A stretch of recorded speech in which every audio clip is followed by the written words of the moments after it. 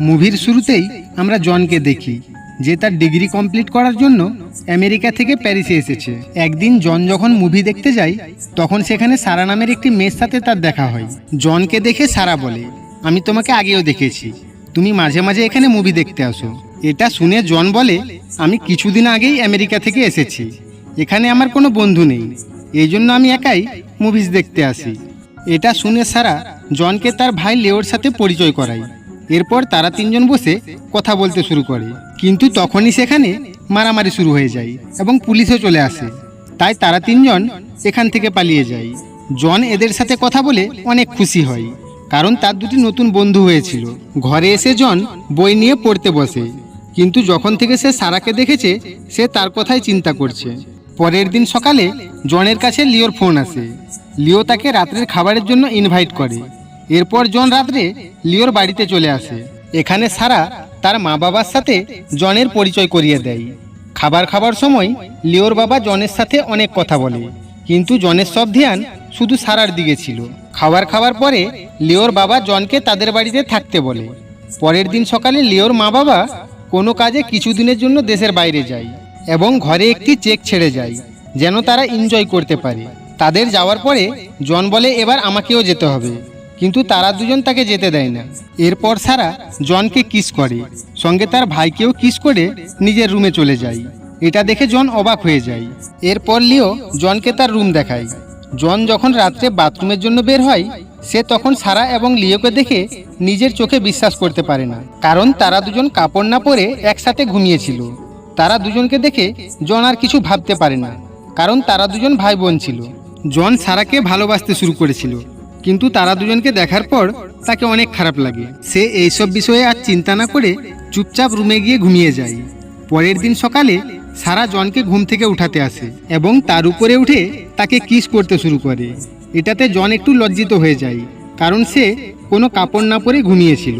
এরপর সারা তাকে নিয়ে বাথরুমে যায়। সেখানে লিও আগে থেকেই কোনো কাপড় না পরে দাঁড়িয়েছিল। এটা দেখে জন লিওকে বলে, তোমার সামনে তোমার বোন আছে, তুমি তার কাছে এই অবস্থায় কিভাবে থাকতে পারো? এটা শুনে সারা বলে, আমরা দুজন কিছুটা একই রকম, এই জন্য আমাদের এইভাবে থাকতে কোনো সমস্যা হয় না। এরপর লিও জনকে বলে, ছাড়ো এইসব কথা, আমার বাবা মা 1 মাস বাড়িতে আসবে না, এই জন্য তুমি আমাদের সাথে এখানেই থাকবে। এইদিকে জন সারাকে ভালোবাসতে শুরু করেছিল, তাই সে থাকতে রাজি হয়ে যায়। একদিন রাত্রে তারা তিনজন একটি গেম খেলে। এই খেলায় জনকে তাদের দেখানো একটি মুভির নাম বলতে হবে। যদি জন হেরে যায় তাহলে তাদের একটি কথা তাকে মানতে হবে। এরপর তারা দুজন একটি নাটক করে আর জনকে মুভির নাম জিজ্ঞাসা করে। এখানে জন জিতে যায়। এটা দেখে সারা বলে, আমাদের এই রকম একটি বন্ধুরই দরকার ছিল। এরপর তারা তিনজনকে একটি আর্ট হাউসে দেখতে পায়। এখানে তারা তিনজন রেস করছে। অনেক এনজয় করার পর তারা ফিরে যেতে শুরু করে, কিন্তু ফিরে আসার সময় অনেক জোরে বৃষ্টি শুরু হয়ে যায় এবং তারা তিনজন ভিজে যায়। ঘরে আসার পর লিও তার কাপড় জনকে দেয় এবং নিজের ড্রিঙ্ক আনার জন্য বাইরে চলে যায়। এখানে জন আলমারির মধ্যে সারার একটি ছবি দেখতে পায়। সে ছবিটি নিয়ে তার প্যান্টের ভিতরে লুকিয়ে নেয়। এরপর লিও ড্রিঙ্ক নিয়ে আসলে তারা তিনজন একসাথে বসে ড্রিঙ্ক করে। ড্রিঙ্ক করার পর তারা তিনজন আবার সেই গেম খেলতে শুরু করে। এবার লিওকে তাদের দেখানো মুভির নাম বলতে হতো, কিন্তু লিও এই গেম হেরে যায়। এরপর সারা তাকে একটি টাস্ক দেয়। এই টাস্কে লিওকে একটি ছবি দেখে তার নিজের মেশিনটি হিলাতে হবে। লিও তাদের সামনেই একটি ছবি দেখে তার মেশিন হিলাতে শুরু করে। সারার জন্য এইসব তো সাধারণ ব্যাপার, কিন্তু জন এইসব দেখে অবাক হয়ে যায়। পরের দিন জন লিওকে বলে, আমারও বোন আছে, কিন্তু তার সামনে আমি এইসব কখনো করি না। জানি না তোমরা ভাই বোন এক কাছে এইসব কাজ কিভাবে করো। এটা শুনে লিও বলে, আমরা যমজ ভাই বোন, জন্মানোর সময় আমরা একসাথে জন্মেছিলাম। আমাদের শরীর আলাদা হলেও আমাদের চিন্তা ভাবনা এক, আমরা একে অপরকে ছেড়ে কখনো থাকতে পারি না। এরপর একদিন তারা তিনজন আবার সেই গেম খেলতে শুরু করে। এটাতে একজন মুভির কাহিনী বলবে, অন্যজনকে মুভির নাম বলতে হবে, আর যদি সে মুভির নাম বলতে না পারে তাহলে তাকেও একটি টাস্ক দেওয়া হবে। এখানে লিও একটি নাটক করে, কিন্তু তারা দুজন এই মুভির নাম বলতে পারে না। এবার লিও তারা দুজনকে একটি টাস্ক দেয়। টাস্কটি ছিল সারাকে জনের সাথে ঘাপাঘাপ করতে বলে। এটা শুনে সারা তার নিজের কাপড় খুলতে শুরু করে। কিন্তু জন বুঝতে পারে না তার সাথে এইসব কি হচ্ছে। এই জন্য সে ছুটে বাথরুমে ঢুকে যায়। কিছুক্ষণ পর বাথরুম থেকে যখন বেরিয়ে আসে, লিও তাকে ধরে নেয় এবং তারা ভাই বোন মিলে তার কাপড় খুলতে শুরু করে। এখানে জনের প্যান্টের ভিতরে তারা দুজন সারার ছবি দেখতে পায়, যেটা দেখে তারা হাসতে শুরু করে। এরপর সারা ও জন ঘাপাঘাপ করতে শুরু করে। এখানে জন বুঝতে পারে সারা এখনো ভার্জিন ছিল। এর আগে সারা এইসব কখনো করেনি। সারা জনকে বলে, আমরা ভাই বোন একসাথে ঘুমালেও আমাদের মধ্যে কোনো শারীরিক সম্বন্ধ ছিল না। এখানে জন বলে, এইসব তোমার মা বাবা জানতে পারলে কি হবে? সারা বলে, তারা এইসব কথা কখনো জানতে পারবে না। তারা এইভাবে এনজয় করতে করতে তাদের সমস্ত টাকা শেষ হয়ে যায়। এরপর সারা ঘরে খাবার তৈরি করে, কিন্তু তার খাবার কেউ খেতে পারে না। একদিন জন ও লিও একসাথে গোসল করছিল, তখন সেখানে সারাও চলে আসে।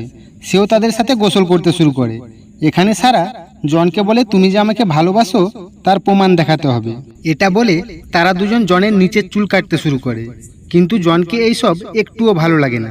জন তাদের উপরে রেগে গিয়ে বলে, তোমরা বড় হয়েছো, বাচ্চাদের মতো ব্যবহার করছো কেন? জন সারাকে বলে, তোমার আজ পর্যন্ত কোনো বয়ফ্রেন্ড নেই কেন জানো? কারণ তুমি তোমার ভাইয়ের কথা শুনো এবং তার কথা মতো চলো। এই কথা শোনার পর সারা জনের সাথে ডেট করতে যায় এবং সে জনের গার্লফ্রেন্ডও হয়ে যায়। অন্যদিকে লিও একটি মেয়েকে ভালোবেসে ফেলে আর তাকে ঘরে নিয়ে এসে তার সাথে শারীরিক সম্বন্ধ তৈরি করে। এরপর সারা ও জন বাড়িতে ফিরে আসে। সারা দেখে লিও একটি অন্য মেয়ের সাথে ঘুমিয়ে আছে। এটা দেখে সারাকে অনেক খারাপ লাগে এবং সে কাঁদতেও শুরু করে দেয়। এরপর আমরা জন ও লিওকে একসঙ্গে দেখি। এরা দুজন ড্রিঙ্ক খেতে খেতে কথা বলছিল। তখন সেখানে সারা চলে আসে এবং তাদের দুজনকে নিয়ে একটি রুমে চলে যায়। এটি সেই জায়গা যেখানে তারা ভাই বোন ছোটবেলায় একসাথে ঘুমোতো। এখানে তারা তিনজন কাপড় না পরে একসাথে ঘুমিয়ে যায়। পরের দিন সকালে তাদের মা বাবা ঘরে চলে আসে এবং তিনজনকে বিনা কাপড়ে ঘুমিয়ে থাকতে দেখে ফেলে। এটা দেখে তারা তাদের নিজেদের চোখকে বিশ্বাস করতে পারে না। সে তাদেরকে না উঠিয়ে একটি ব্যাংক চেক রেখে সেখান থেকে চলে যায়। এরপর সারা ঘুম থেকে উঠে সেখানে একটি চেক দেখতে পায়। চেক দেখে সারা বুঝে যায় যে তার মা বাবা এসে তাদেরকে দেখে ফেলেছে। এটাতে সারাকে অনেক খারাপ লাগে। এই জন্য সে নিজের প্রাণ দিতে চায়। একটি গ্যাসের পাইপ খুলে সেখানে ঘুমিয়ে যায়। কিন্তু সেখানে কোনো বিষয়ে পুলিশ ও পাবলিকের মারামারি চলছিল, যার কারণে একটি পাথর এসে তাদের জানলার কাঁচ ভেঙে ফেলে। আর কাঁচ ভাঙার আওয়াজে তাদের দুজনেরও ঘুম ভেঙে যায়। এরপর তারা তিনজন যেও সে মারামারিতে যোগ দেয়। এইভাবেই তাদের জীবন চলছিল আর এখানেই মুভিটি শেষ হয়ে যায়।